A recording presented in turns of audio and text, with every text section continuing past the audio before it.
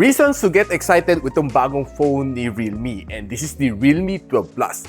I know halos walang tech vloggers nag-review na itong phone na ito, and probably I'm one of the first to take on this phone. Itong phone na ito is being powered by Dimensity 7050. It has a Sony LYT600 na OIS camera, 120Hz na AMOLED display, 67 watts na fast charging with 5,000 mAh of battery. And pag binagsak ni James Afandi ang presyo, this one goes as low as 14,000 pesos. I would tell you na halos walang laban si Oppo Reno 11 5G dito. Tara, pag-usapan natin.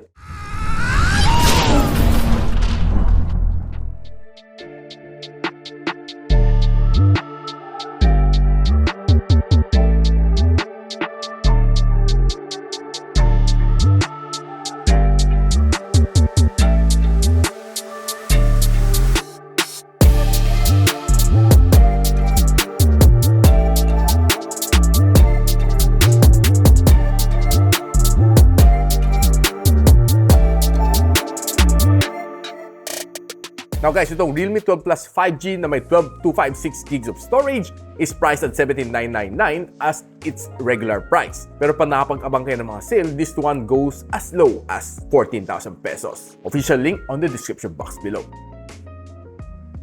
Now guys, pag-usapan natin kayo ng design. Itong phone na ito has a really nice design. At the back, it's faux leather finish and masarap siyang hawakan. And dito sa gitna mukha lang siya meron siyang isang zipper. And ang kinagilid is plastic chrome plated finish which has a lot of fingerprints pag hinahawakan mo siya. Pogi point sa akin kasi nandiyan ka ng audio jack. And pag tinanggal mo ka ng SIM tray, you can either go for dalawang nano SIM or isang nano SIM plus isang micro SD. Now one of the good things dito sa kanya is hindi malaki ang kanyang punch hole sa kanyang front facing camera.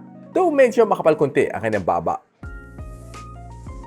Now guys, kung kinumpare mo itong phone na ito side by side with Oppo Reno 11, pakita mo ang kanyang specs, almost everything the same except two things. Wala siyang telephoto lens plus hindi rin siya curved AMOLED display. Pag pinagtabi mo silang dalawa sa presyo at pag nakasale itong phone na ito, you save almost 10,000 pesos dahil this one 14K, si Oppo Reno 11 is 25K. Definitely mas practical ito. And I was really surprised na halos wala nag-review na itong phone na ito. Probably sobrang nag-focus si Realme sa Realme 12 Pro Plus and medyo iniwanan nila si 12 Plus. And I would say na swerte kayo dahil hinimay natin itong phone na ito. I will show you the good stuff about itong phone na ito. Starting with its processor, Dimensity 7050. Alam natin na this one is at par with yung mga Snapdragon 7 series and it was able to gather almost 600,000 points sa Antutu benchmarking. And kung binake na mo siya, this is the score that you should be seeing. Loop score, 638 and 99% ang kanyang stability dito sa Wildlife Extreme. Ito ang score niya sa CPU benchmarking na Geekbench and this is the benchmark na nakuha na sa GPU test niya. Looking good ang kanyang thermals and it throttled to 84% ng kanyang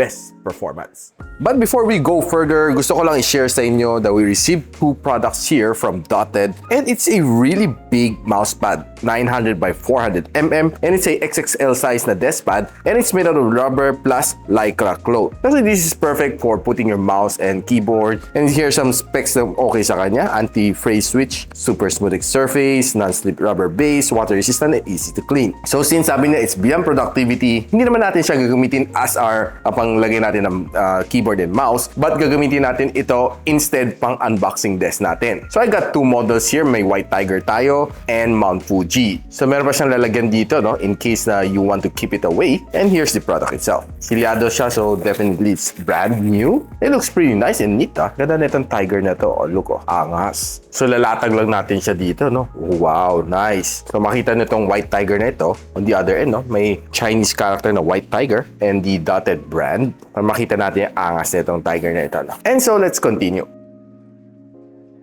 Na itong phone na ito has 5,000 mAh of battery and can fast charge up to 67 watts. I would say na okay naman, mabilis mag-charge itong phone na ito. Within 1 hour, halos tapos na yung mag-charge itong phone na ito. And if you ask me kung kaya naman na magtagal ng one whole day, I would tell you na kaya naman niya as long as you don't use it for heavy gamings.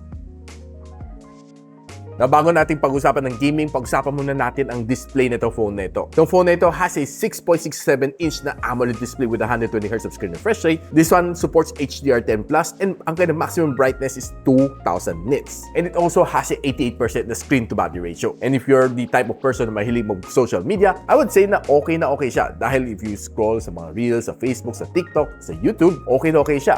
Smooth na smooth, and I would say na sobrang okay manood ng mga reels dito sa phone na ito. And kung tatanungin mo ko kung anong Wi-Fi security level nito, this one has a level 1 na Wi-Fi security level. So you can watch directly mga HD dito sa Netflix, and if you watch mga videos dito sa YouTube, I would say okay na okay siya. Dahil bright na bright naman siya, and the colors are punchy, I have no problem watching videos on this phone.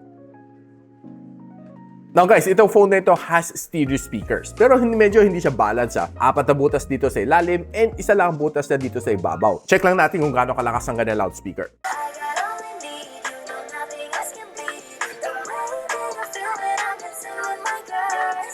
By the way guys, itong phone na ito is IP54 rated, so splash and dust resistant. Huwag nyo lang ilublub sa tubig.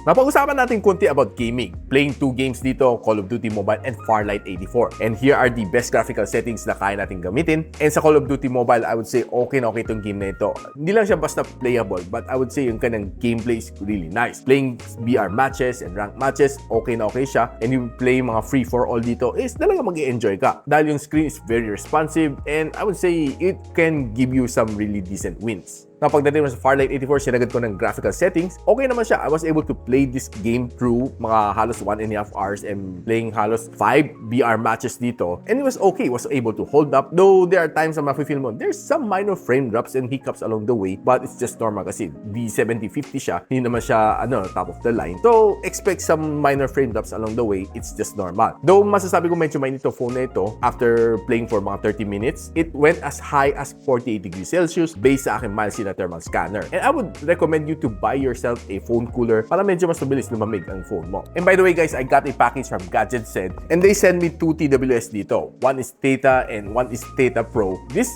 2 buds are looking pretty nice. Tara, unbox natin. And guys, for this video, ginamit natin ang Theta Pro. And I would say na sobrang liit niya. It was really fun na gumamit ng something this small. And pag kinabit mo sa iyong tenga, it looks something like this. It's really small, it's really compact. And nung nagsa-sound tripping ako sa Spotify, I would say okay na okay ka ng sound. And this one was able to last me for 21 hours. Playback time kasama ang charging case. And what I love dito sa kanyang music is maganda rin kanyang bass. But for me, pinaka-winning factor sa akin is talagang kanyang size. Very compact. And I like yung kanyang laser light dito, which looks cool. Na pagdating naman sa gameplay nung nilalaro ko ang Farlight 84, ito ang gamit ko, no? Was able to test it fully for roughly 1.5 hours. And I would say okay siya, no? And I was expecting na medyo maglalag siya konti. But to my surprise, itong buds na ito was able to hold up. And I would say, siguro may low latency to. Kaya smooth na smooth ang gameplay. Halos wala akong napapansin na lag between the gunshot and yung sounds niya. So if you want to know kung saan na pwede mabili ito, link on the description or you can check Facebook page ni Gadget. Now, I guess it's about time to talk about yung kanyang camera modules dito. And it starts off with a 50MP na main camera sensor with OIS, and this one is a Sony LYT600 na OIS camera. And then meron siya 8MP na ultra-wide lens and 2MP na macro lens. This one can shoot up to 4K in 30, and ang kanyang front-facing camera is a 16MP which can shoot up to 1080p and 30fps. Now, since si Realme 12 Plus is claiming itself as the portrait master, and gusto lang natin pakita ang mga shots na nakuha ko dito, and starting off with some outdoor shot, I would say itong shot na ito is just normal. Nothing really special about it. But if you zoom it in, makita mo clear na clear yung mga details dito sa bato na ito. It's pretty nice, no? Though medyo may pagka-saturated konti ng colors, but it's just okay. Now, taking a look dito sa plant shot na ito, if you zoom it in, you'll see some really nice details dito sa plant na ito. And if you take a look dito naman sa shot na ito, you'd see yung mga alambre, yung mga ugat, and the other stuff dito sa plant na ito is pretty much very detailed. Now, kung ang hilig mo naman is food photography, itong camera ito, what's able to take in some nice shot like this one.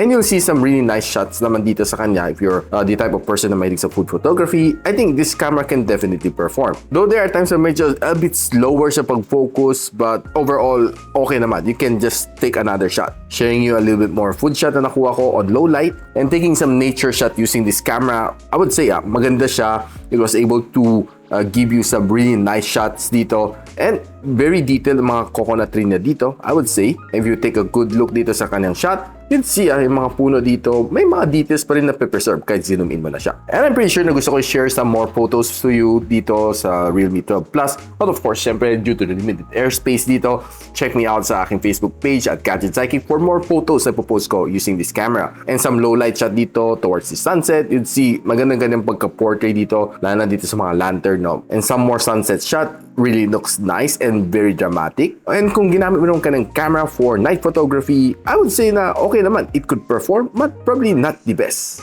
And taking some portrait shot like this really looks nice and very sharp ang mga photos. And some more low light na portrait shot looks really nice and captivating. And this one as well. Now, if using its front-facing camera, you'll really get some nice shots din dito sa kanyang camera. And this is a low light shot. I would say na clear ang details na na-capture ko sa kanya. And some more low light shot is looking good. And tinry naman natin gumamit ng kanyang bokeh mode. It still looks good. Though medyo yellowish and medyo makita mo yung buhok ko na blend in na sa background and medyo grainy siya konti. But if you were using yung kanya normal lens, it's okay. Na kung ginamit mo naman siya for outdoor photography, the front-facing camera can definitely perform. Now, using the front-facing camera, you'll see na okay ang kanyang resolution. Not the best, but medyo shaky siya if you were taking a good look at it. But if you're just simply panning around, okay naman siya. Now, if you're using the rear camera, I would say na quite stable siya. If you're walking and taking some videos, okay naman siya. And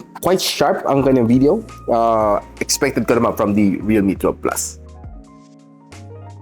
Now guys, ano masasabi ko dito sa Realme 12 Plus? I would say na this phone is quite a underdog. Hindi siya masyado napapansin, but it was able to perform. Kanyang camera was nice, ang kanyang gaming was not bad, and ang kanyang form factor is definitely good. And kung pag pinagtabi mo to side by side with the Oppo Reno 11 5G, I would say na bakit mo bibili yung Oppo Reno 11 5G? Dito ka na sa Realme 12 Plus. Ang kulang lang naman nito is wala siyang telephoto lens and hindi curved AMOLED display ang meron niya. But if you're paying for roughly mga 10,000 pesos for those two features, I would say na hindi siya sulit. So abangan yung mga sale dito sa Realme 12 Plus, lalo na kay James Afante on TikTok. I would say na pag nagbagsak presyo to phone na ito, sulit to at 14,000 pesos.